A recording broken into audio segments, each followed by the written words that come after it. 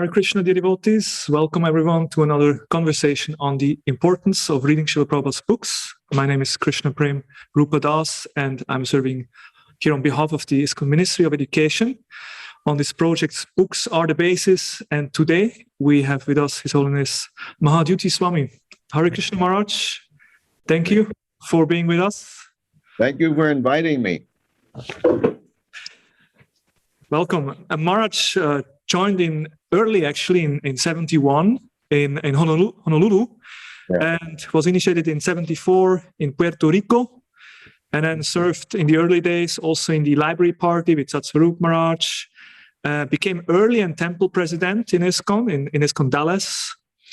Then also late, I think after Srila Prabhupada left this world, Maharaj moved to Europe and served in different capacities in Europe, and later on also he became the temple president for ISKCON Soho Street, London, which is a very important temple, and Maharaj served there from 1996 to 2007.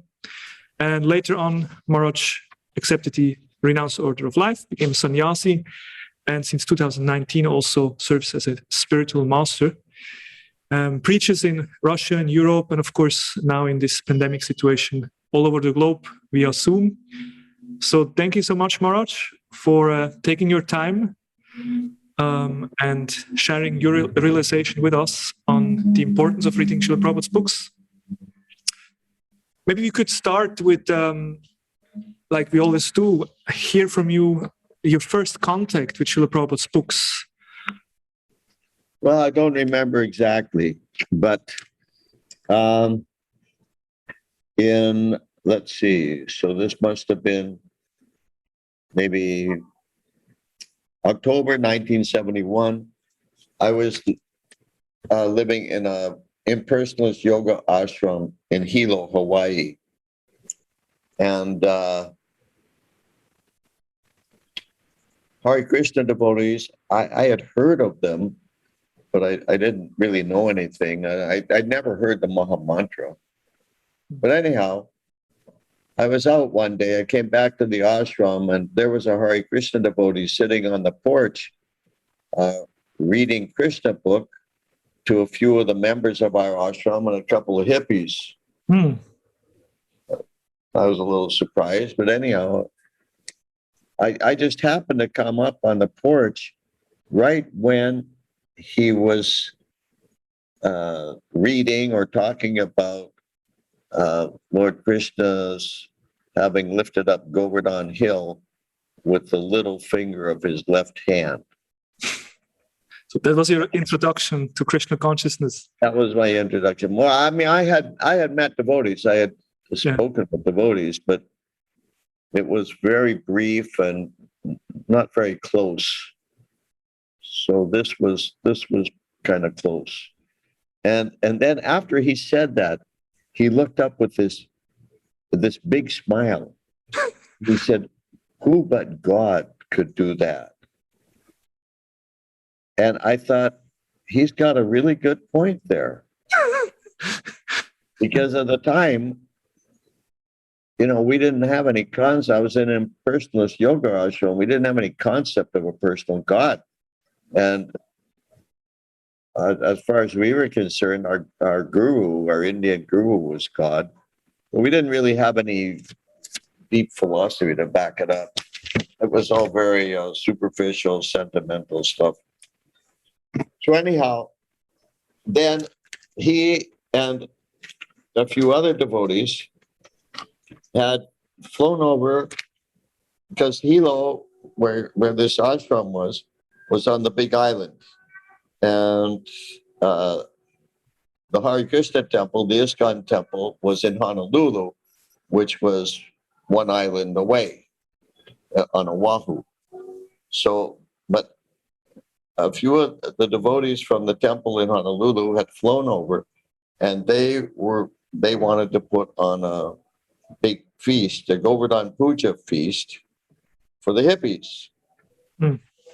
But like typical Hare Krishnas, they had no facility.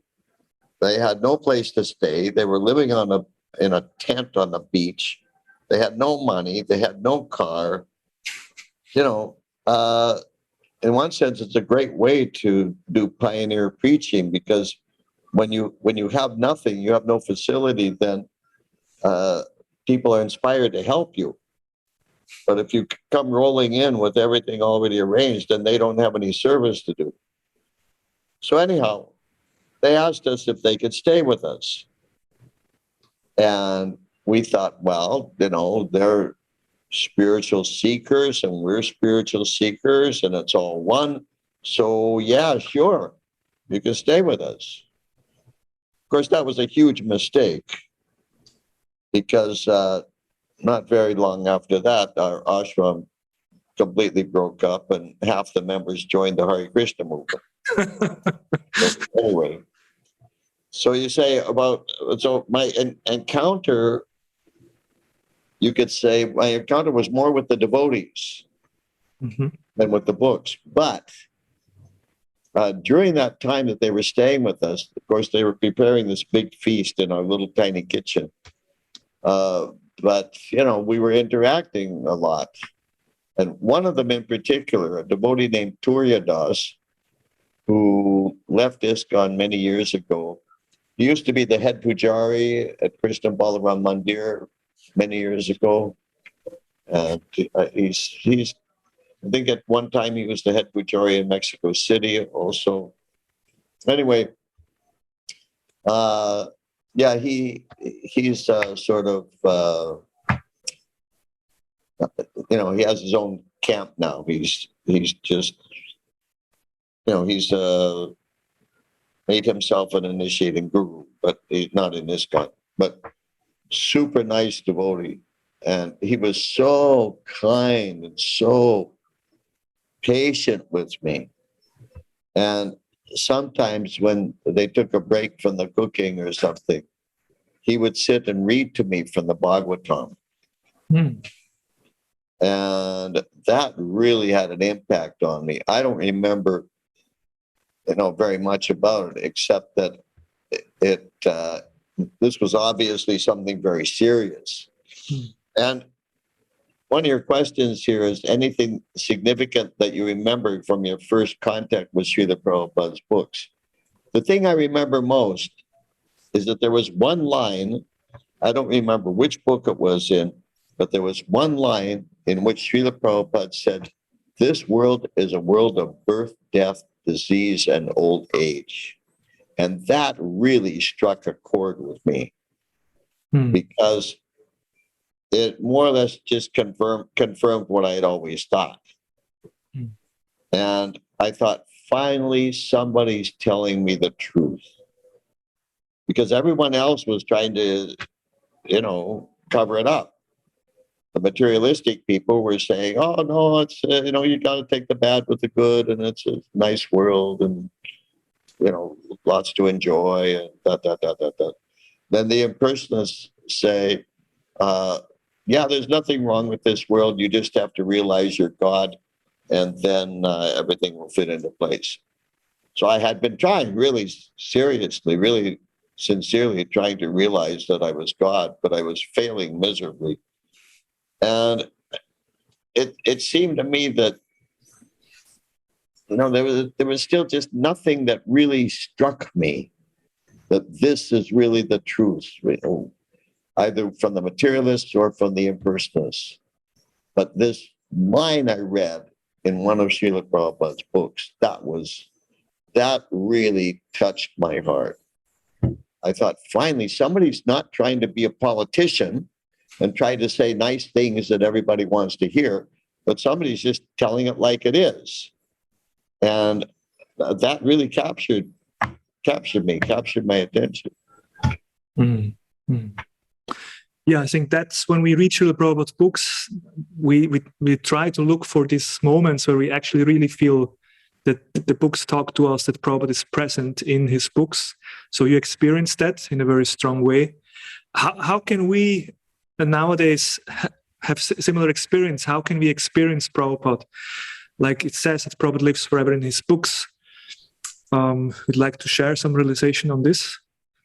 Well, to me, it's pretty simple. Just sit down and read them And Srila Prabhupada very obviously comes alive.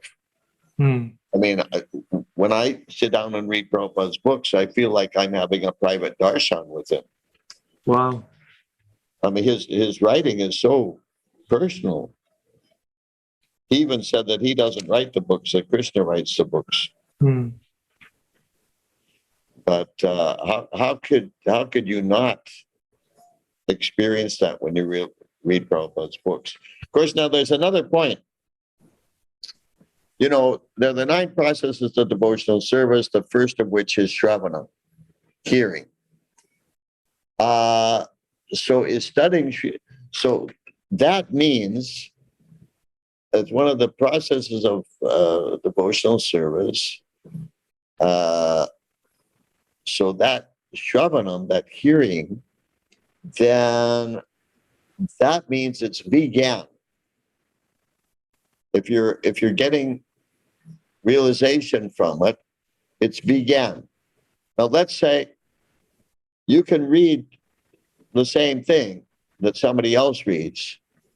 Now for that person, it may be just information. Hmm.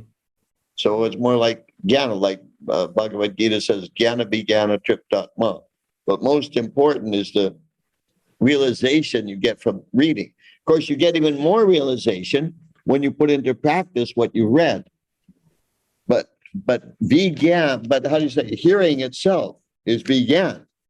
You can get very deep spiritual realizations just from reading Srila Prabhupada's books. But it has to do with the attitude with which you do it, because it's an act of worship. And if you have that mood, then you get much more from Prabhupada's books than if you just read in a sort of academic way. And of course, to get realizations from what you read in Prabhupada's books, you need to be following things properly. Like now there's a popular doctrine going around ISKCON that as long as you have sex with your spouse, then it's not illicit. Totally bogus. There are many places in Prabhupada's teachings, what he says and what scripture says also, that sex, if it's not for the purpose of having a child and raising the child in God consciousness, is illicit sex. If you're engaged in illicit sex, or if you're engaged in associating with non-devotees, if you're engaged in eating food that has not been offered to Krishna, it's been prepared by non-devotees, then you're not going to have a taste. Or let's say you're the possibility of you're having a taste for hearing and chanting Krishna's glories will be seriously impaired. So everything fits together. It's a package. This is real integral yoga. There's one Bhogi Yogi Institute called the Integral Yoga Institute. But this is the real integral yoga. Everything's connected. You can't separate reading Srila Prabhupada's books from the whole rest of the process. When I was the temple president in Dallas in the late 70s, there was one couple who came to stay at the temple for a weekend. They lived, I don't know, some distance away, 100, 200 miles or something. And they had been reading Prabhupada's books for a few years. But I think they hadn't ever encountered devotees. I don't know how they got the books, but anyhow, they were reading the books. And so in the beginning, they seemed so nice and so happy and and telling us about what they read was so wonderful. But then we tried to engage them a little bit of service. Nothing very, difficult. And they sort of freaked out. They almost physically started trembling. They really did not want to do any service. And in fact, what happened was they cut their visit short and left. So they were reading a lot of Prabhupada's books, but there was something wrong with the purpose, something wrong with the attitude. So again, it's a package. It all has to go together. So you referred to this statement that Srila Prabhupada lives forever in his books. Well, yeah, but there's also a saying that beauty is in the eyes of the beholder. You have to have some qualification to be able to appreciate that Prabhupada lives forever in his books. Premanjana charita bhakti vilochanena. One has to have eyes tinged with the salve of love. Otherwise, it's not so cheap, it's not so superficial that anyone can understand that. Intellectually, maybe they can, but for deep spiritual realization, they don't necessarily get that deep realization if they're not following everything else properly. Mm. So, Maharaj, we are emphasizing the importance of not seeing it separated from the rest of the process, that actually it all belongs together. It's part of the process. Now, how is it that... Excuse me. It's not just a part of the process. It's a major part of the process. Shravanam Kirtanam, this hearing and chanting process. I mean, it's the first item mentioned in that list of items. And if you analyze Srila Prabhupada's teachings, you'll see that he, at least it seems to me, that Prabhupada puts at least as much emphasis on hearing as he does on chanting. Hmm. But we're known as the Hare Krishna movement, chanting. We're known for our chanting, not for our hearing. But of course, without hearing, then we won't chant. One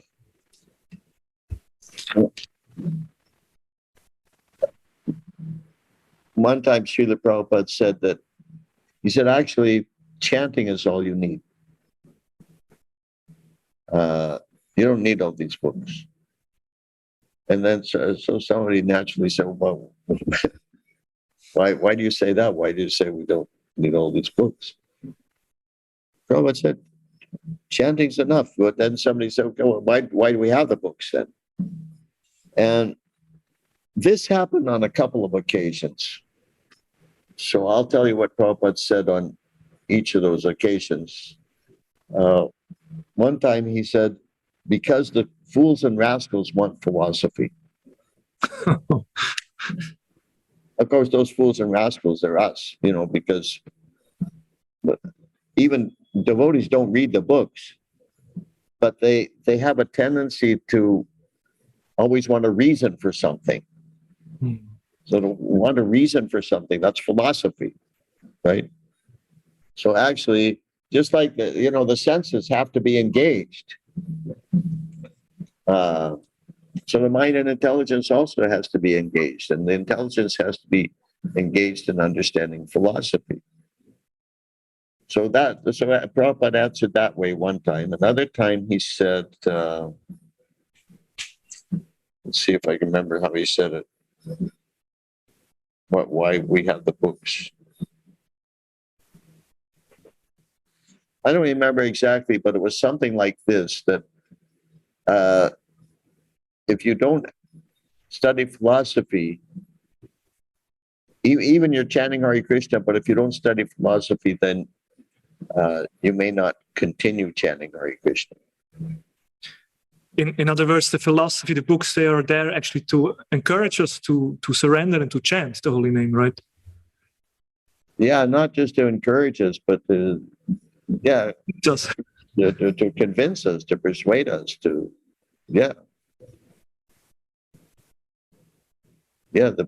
books have to be there. There's another place.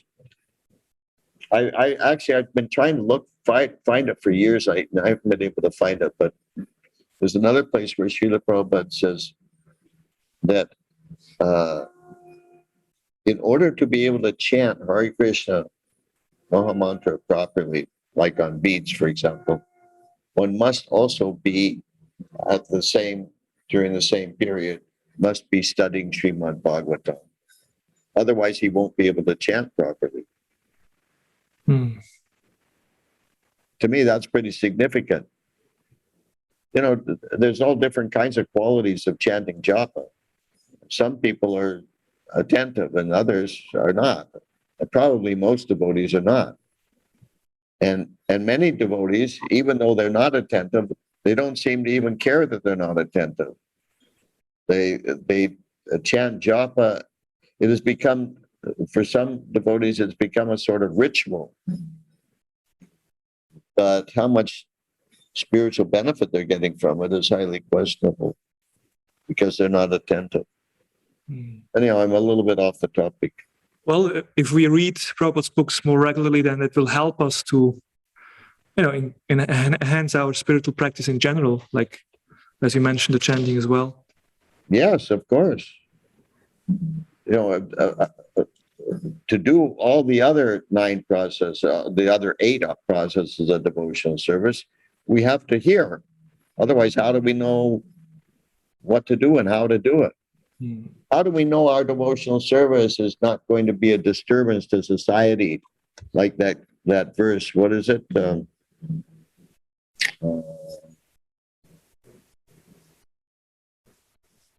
know the verse, dear Prabhu? What? Shruti smiti pranadi pancharatra vidinpana haikantakir hadar bhaktir utpatayaiva kalpate. That devotional service which is not, how do you say, not based on Shruti and Smriti, on scripture, on authoritative statements. It just becomes a disturbance in human society. And we've seen that many times among devotees. They think they're doing the right thing, or they have, you know, yeah. But because they haven't consulted Srila Prabhupada's teachings, therefore they do something exactly the opposite of what Prabhupada said to do. And it does cause a disturbance. So yeah, it's absolutely essential. All right. So yeah, we spoke a little bit about also how reading Srila Prabhupada's books gives us a proper understanding how to practice. And you also mentioned the importance of having the proper attitude, approaching the books, and then also following in order to actually get the benefit from reading. What do you think that? You see, wait a minute. Yes. But I was also making the point that the reading alone will give you benefit if it's performed with the right attitude, with the worshipful attitude. Then it's began. One gets realization just from the reading. Once Prabhupada said, if you just come and hear, he said, even if you don't do anything else, even if you don't do any service, if you just come and hear, you'll get purified. So, yeah, because Prabhupada also said in another place that real hearing means practicing what you've heard. So, yes, you're right. We have to practice what's in the books. But at the same time, we should understand clearly it's not just an academic exercise. Yeah. This is worship. Yeah. Hearing, it's not passive. It's active. Go ahead. Well, I mean, the reason why we have this initiative, Books Are the Basis, is to encourage devotees to read more often, meaning that we get an impression that devotees don't read so much. How would you think would ISKCON be a different institution or organization if devotees actually would read on a daily basis, everyone all over the world? How would that change ISKCON? Well, it would feel and look a lot more like what Srila Prabhupada gave us. Okay, so it would help us to understand what Prabhupada actually wants us to be doing. Yeah, what was Prabhupada's mission? We need to understand clearly what Prabhupada's mission is. But That may be different to different people, according to their opinions or their realizations, but if they're studying Prabhupada's books, it's more likely that it's going to be in line with Srila Prabhupada's desires. Mm. It's not a panacea, though, because, I was just thinking off the top of my head, I know one sannyasi who fell down from sannyas many years ago. This is probably, 20, 30 years ago. But he was such a nice devotee, nice sannyasi. Everybody liked him. And he was reading Prabhupada's books like, Chaitanya Charitamrita, Srimad Bhagavatam, something like 2 hours a day. He would get up at 2 o'clock in the morning and just read Prabhupada's books before Mongol Arti, something like that. I can't remember it was, but he had a really rigorous program. But then he fell down. So, someone might say, well, why is that? Like I said, it's all connected. It's not just, you can't just read and then you're okay. Mm.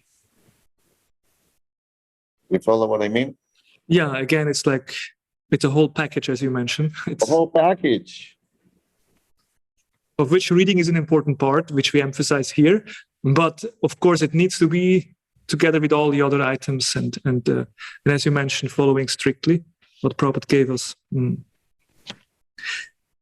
Maharaj, what would you advise devotees who struggle reading, like who don't feel a taste for reading, or they don't find the time to do so?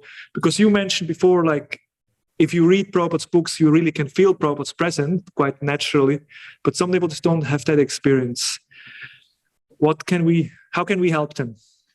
Well, the first thing is they have to make sure that the rest of their devotional life is in order. As I said, what I see these days is many devotees don't have a problem associating with non-devotees. They think it's okay. They don't see anything wrong with it. They don't realize how they're becoming contaminated.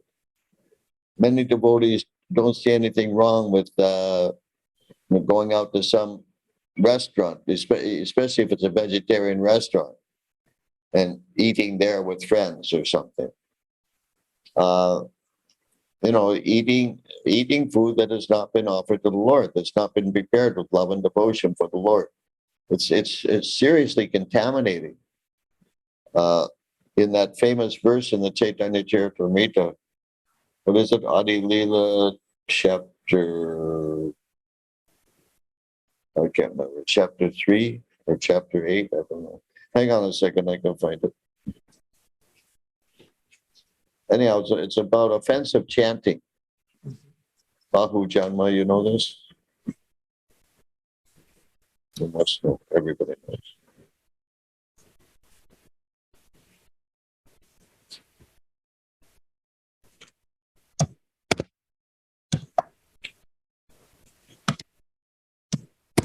Someone can go on chanting for many lifetimes? Yeah, that one. Hang on, I almost got it now. Yeah, Adi Leela, chapter 8, text 16. Bahu Janma Kori Jari Shravana Kirtan Dabutan Napoi Krishna Pade Premadan. If one is infested with the 10 offenses in the chanting of the Hare Krishna Maha Mantra, despite his endeavor to chant the holy name for many births, he will not get the love of Godhead that is the ultimate goal of this chanting. Well, that brings up another point that I think for many devotees, their goal is not love of Godhead. They're just sort of like, nice religious people who, they've taken up the discipline of chanting 16 rounds a day, and they go to the temple maybe on Sundays or maybe only on Gaur Purnima and Janmashtami. I don't know. But they don't, it's not like their life, it's not like their goal in life is to go back to Godhead. So that's one problem. But anyhow, I brought up this verse because this is such a serious verse, such a heavy verse. And it's all about the holy name. Prabhupada mentions in the purport about how one needs to see that the holy name of the Lord and the Lord himself are identical. It's an important point Prabhupada mentions in the purport. And then he ends the purport talking about the importance of eating only Krishna prasadam. But as I said, devotees are very casual about such things, many devotees. And therefore, it's almost impossible for them to have a taste for hearing.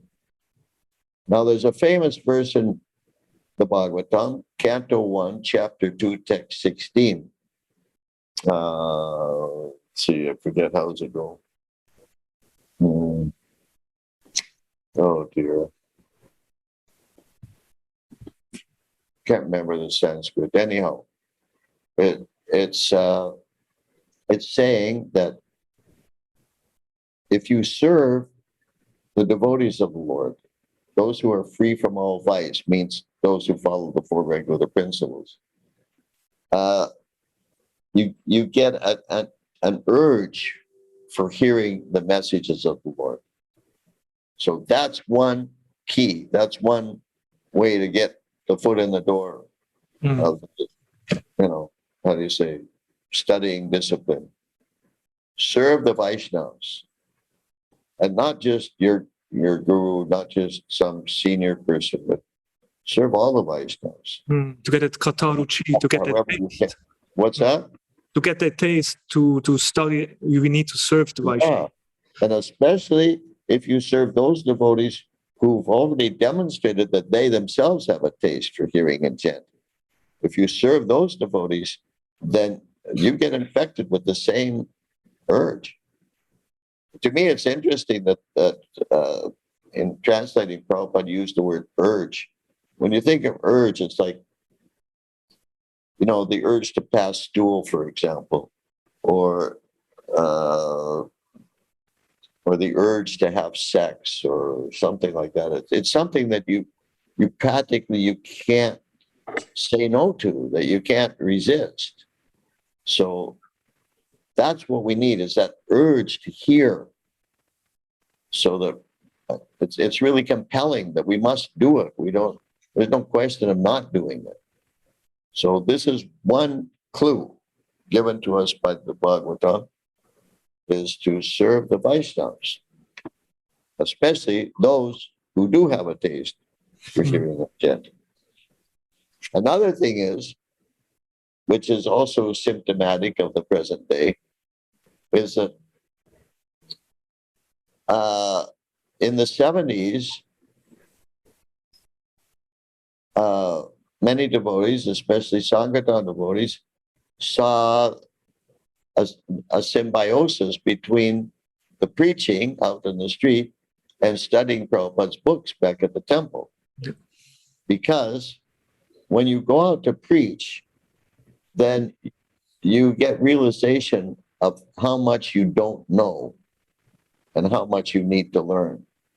So when you get back to the temple, you have this urge, this overwhelming desire that you want to study more. You want to study Prabhupada's books more. So then you'll be more qualified to preach. Just like, here, I got a nice quote. Hang on a second.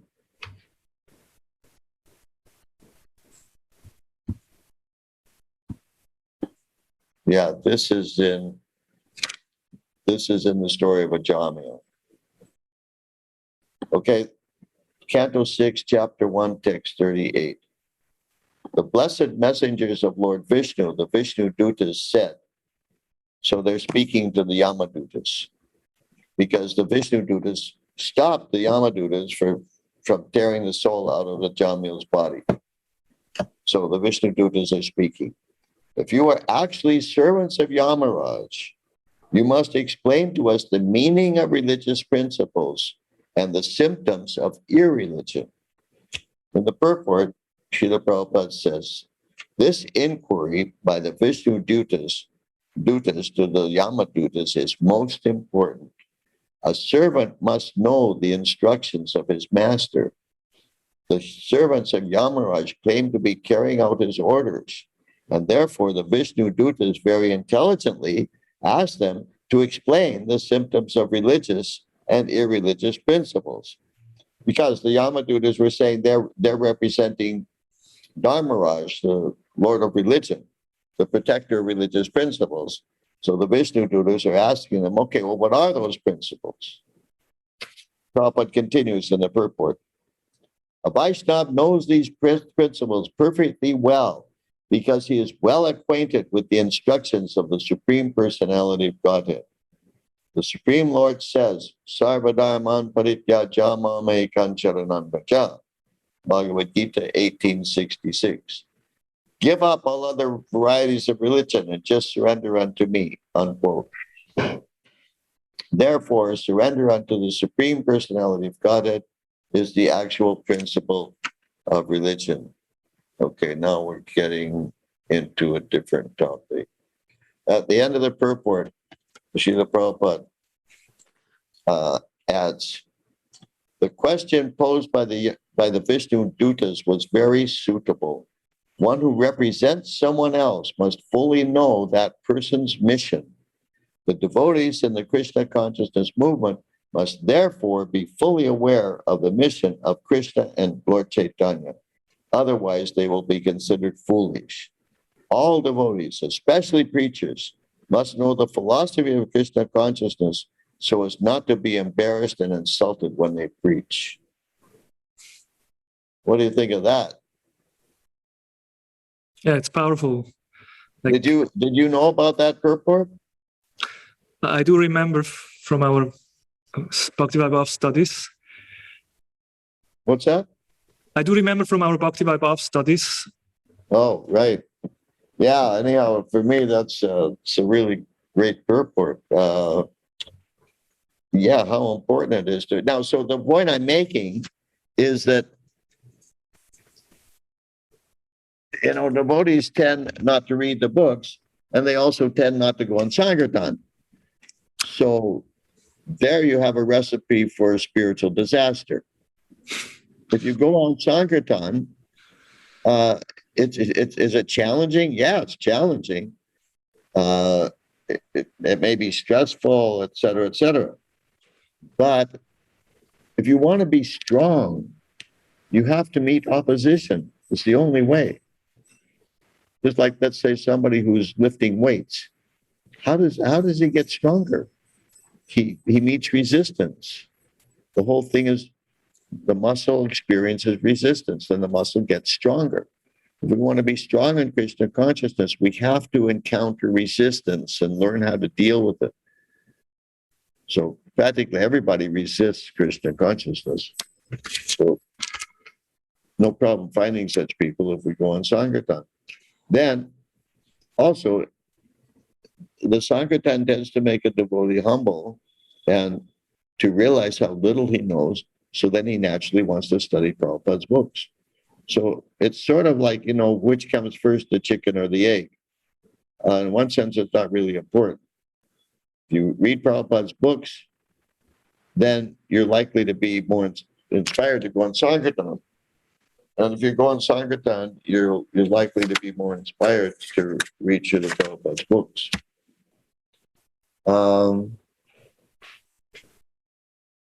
Yeah, you said something about, I forget, somebody who doesn't have a taste. What advice? Is that what you were saying? You gave two quite powerful points. You mentioned this, you quoted this Shushrusho Shradhanasya. Yeah. It's that. Almost 216, yes. Yeah, so actually by serving Vaishnavas, those who are free from vice, want to develop a taste. So that's a very nice instruction that actually, we have to serve the devotees, and this actually, attracts the mercy to also be able to understand or relish Katha. And then the other point you made is about preaching, how the connection between sharing Krishna consciousness and absorbing in Krishna consciousness, preaching, distributing books and study books, that this is also something important to consider if we share. And to be a follower of Prabhupada, we need to know, just like the Yamadutas, they are considered to be the dutas, the messenger of Yamaraj. So if we are the dutas of Srila Prabhupada, the messenger of Prabhupada, we need to know his mission. Yeah, we need to know his mission. And my observation is a lot of devotees don't seem to understand it at all.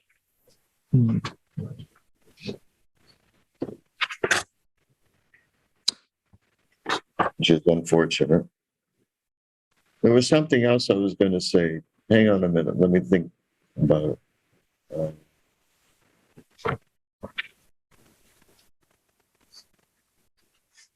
Well, of course, that verse, 1, 2, 16, that's just the first of a series of verses. Right, and then the urge you mentioned. From that urge to hear, then you hear and chant the glories of the Lord. You gradually rise above the modes of passion and ignorance, both of which are full of suffering. You come to the level of the mode of goodness, where suffering is much diminished. And then from there, you go to Shuddha Sattva, or purified goodness. So if somebody wants to know, why to read Prabhupada's books, but everybody's plagued by the modes of passion and ignorance. Every devotee has problems because of that. So you want to know what to do? Well, here's what to do. Another thing is that, Krishna gives such lucid, basic instructions for how to live our lives that it's so important for devotees to read Bhagavad Gita. If one is completely free from the concept that I am this body, well, maybe he's so advanced he doesn't need Bhagavad Gita anymore. Although Srila Prabhupada used to read his own Bhagavad Gita. Anyway, I see that a lot of problems devotees have, or that they think they have, would be solved if they would just read Bhagavad Gita every day. In fact, Srila Prabhupada said Bhagavad Gita solves all problems. Now, here's another thing. That something you said before made me think of this, that if a person doesn't have a taste for hearing, doesn't have a taste for reading the book, so what does he do? How does he start out? You have to start somewhere. In one sense, it doesn't matter where. Just start somewhere and then move on from there. Srila Prabhupada gave two kinds of instructions that I know of for how to study his books. One was that they should be studied systematically. You start at the beginning, like of the Bhagavatam, and you go through to the end. But another time he said that my books are just like sugar candy. And you can pick one up, any one of my books, open it anywhere and start reading. He said, just like sugar candy, it's sweet on all sides. So in the same way, my books are like that. They're sweet wherever you pick them up and start reading. Now, for someone who's gotten out of the habit of reading, first of all, this idea that I don't have enough time is ridiculous. Everybody has enough time. The problem isn't the lack of time. One problem is priorities, not making it a priority and prioritizing other things, many of which are really stupid, like surfing the internet. But a more significant point than not have enough time is not having the habit. We're creatures of habit. We do things out of habit. So if one can, for some reason or other, my observation is that good habits are very easy to break, but bad habits are really hard to break. And good habits are difficult to reestablish. But here's one example of a simple way to start having a good habit. to read Sanskrit and English of a normal sized Bhagavad Gita verse, and reading at a reasonable pace takes me about 20 seconds. Now, let's say if I slow down a little bit, or if I'm not sure of the Sanskrit or something, okay, let's say 30 seconds. Okay, so that's just the verse, English and Sanskrit. If you read the purport also, probably the average purport is about 5 minutes, maybe. Some are much smaller, some are much bigger, but let's say average approximately 5 minutes. So who can say that they don't have 20 or 30 seconds to spend to read one verse a day? If you only read one verse of Bhagavad Gita every day, in 2 years, you'll have read the whole Bhagavad Gita. Not the purports, but you'll have read the verses. But then, so you can start out like that. If you're not reading regularly now, start out like that. Just read one verse a day. Or like some devotees do, they print a verse on a card, an index card, and then they tape it to their bathroom mirror. So they see the verse while they're brushing their teeth, etc. So anyhow, there are different tricks one can do, but I'm just saying, start out small. If you tell your mind, okay, I got to take this reading seriously. From now on, we're going to sit down and read an hour a day. But your mind may rebel. It's too much. It's too much of a jump. But if you tell your mind, look, it's okay. I'm not going to go crazy with this reading stuff, but I'll just read one verse a day. The mind will be okay with that. But then as you become accustomed to reading one verse a day, you may get inspired. You may want to read 2 verses. Or maybe on your day off, you want to really get into reading by reading a 5-minute purport. Anyhow, start somewhere and gradually build from that. Wherever that is you start, you need to be consistent with it. It has to be a habit that you do every day, and best would be at the same time every day. But in any case, just do it every day, and then it has a way of building on itself. You feel stronger, you feel inspired, you see the benefit, then you want to read more, etc., etc. So that's another way for somebody who doesn't seem to have a taste for reading.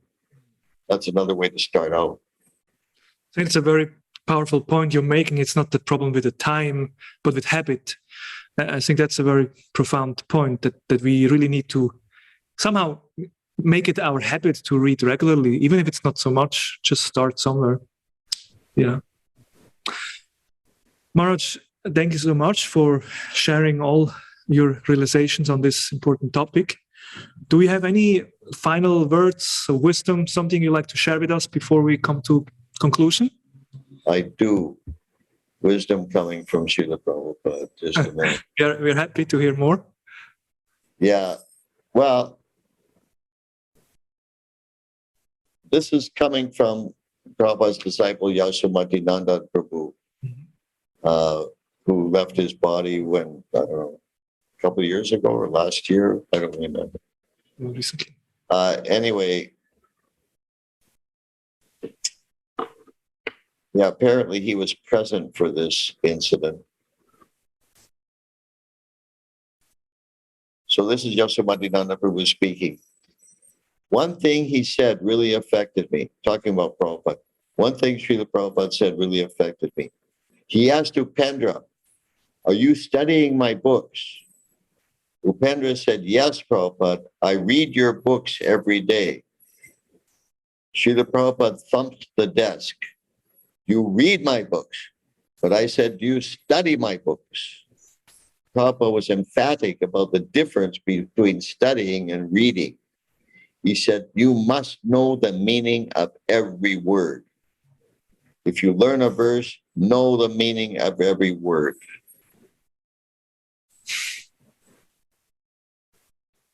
Is that a good conclusion? Yes, Maharaj. Okay, so we'll stop here.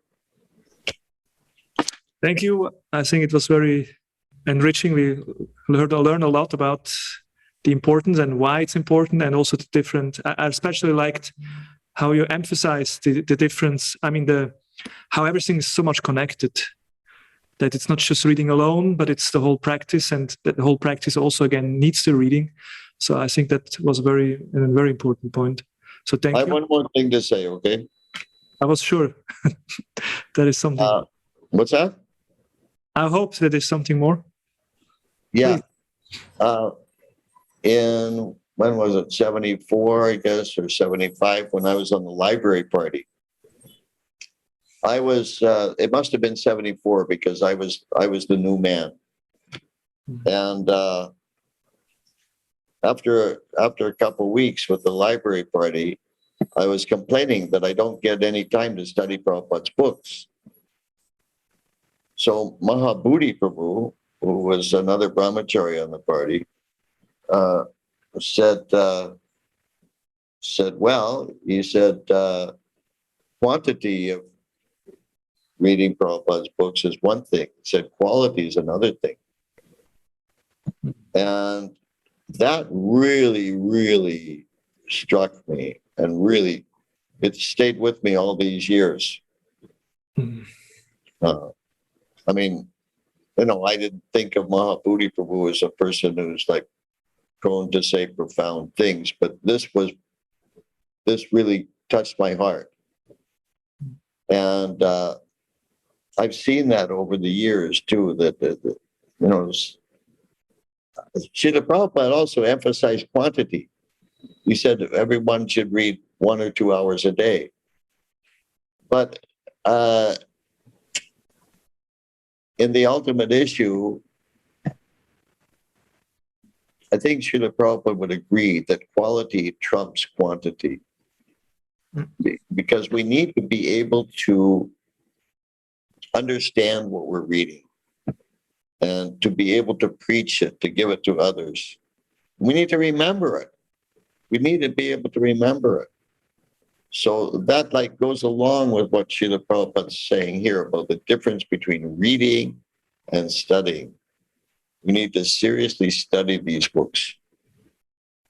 Nana Shastra Vicharanaika Nipano Sattama Sanstapako Lokanamita Karano Tripuvane. That the 6 Goswamis wanted to do mercy to people. And so they were scrutinizingly studying the revealed scriptures. The word scrutinizingly is used there. So you have to really scrutinize what we're reading. That takes time. And we always have to weigh what's more important, the volume or quality, quantity or quality. And sometimes we may have to sacrifice one or sacrifice the other.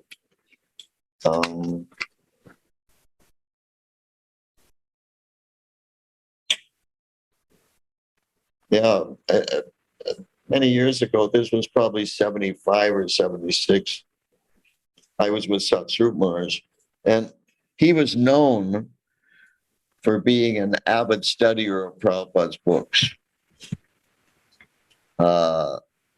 Even at that time, there was a problem with getting devotees to study Prabhupada's books. Like Srila Prabhupada said one time to the Sankirtan devotees, you know, these books are for reading, not just for selling. But anyhow, Satsrup Maharaj was known as a real studier of Prabhupada's books. So since I had this luxury of traveling with him, I took the opportunity and asked him, what's the best way to study Srila Prabhupada's books? He said, in a way that inspires you. So for one person, that could mean just reading a lot and just continuing to read. For another person, it may mean, first of all, reading the verses of a chapter to get sort of a, how do you say? Overview. Yeah. To get a sense of the continuity, then going back and reading the purports also. There are many different ways to read. Some devotees, they like to read Krishna book, but they find Chaitanya Charitamrita too deeply philosophical or something. I'm just giving some examples. For myself, I always got inspired by memorizing verses. Because I just always had this feeling of something's important and I want to keep it with me. And that was the way to keep it with me, was to memorize it. And that has proved so valuable to me over the years, both in trying to practice devotional service, but also in preaching, to have verses memorized. At one point in London, I was getting up about 3 o'clock every morning, and I would take a shower, and then I would just memorize Bhagavad Gita verses until Mangalarti, which meant I had usually more or less 45 minutes for memorizing verses. Huh? And what I found was that Mangalarti was an entirely different experience. I really felt like I was in the spiritual world. And afterwards, after Tulsi Artik and everything, the chanting japa was so much easier, because memorizing verses is a great exercise for the mind. Yeah, even if you just, put aside the deep philosophy, but it's great practical exercise for focusing the mind. When you're chanting Hare Krishna, we're accustomed to the Hare Krishna Maha Mantra. And so often our chanting is a little bit casual. We space out and we're thinking of something else. But you can't do that when you're memorizing a verse. You have to be totally focused in. Otherwise, it'll take you 3 years to memorize one verse. You have to focus. And forcing your mind to focus like that on something with which you're unfamiliar to the point where you are familiar with it, it's really, really purifying, super purifying. So this is another way that devotees can read or study Prabhupada's books. There's so many varieties of ways, but it's important that it's Prabhupada's books. It doesn't mean not to read his disciples' books, memoirs. So many devotees have written memoirs now or other books. It's fine, but the emphasis should always be on Srila Prabhupada's books. Srila Prabhupada, in one sense, is the glue that holds our movement together, and meaning his instructions are the glue that holds our movement together. The more that we are aware of those instructions, less we'll be inclined to make factions, like, my guru, your guru kind of thing, and divide up into different camps. But the more that we're focused in on Srila Prabhupada and his instructions, the more likely it is we're going to be able to keep this movement together, and to keep it, and to, how do you say, keep it pure, or let's say get it pure, and then keep it pure. So yeah, absolutely essential. It's not, studying Prabhupada's books isn't optional. Okay, that's all. Thank you. I think that was a beautiful point also from Satsvarup Maharaj. The best way to study is the way that we actually get that inspiration to study, continue. And of course, Prabhupada's books is really essential to keep that unity in our movement. Thank you so much, Maharaj. Okay, thank you again. Thank you, Srila Prabhupada Ki Jai. Thank you very much. Prabhupada ki jai. Hare Krishna. Thank you.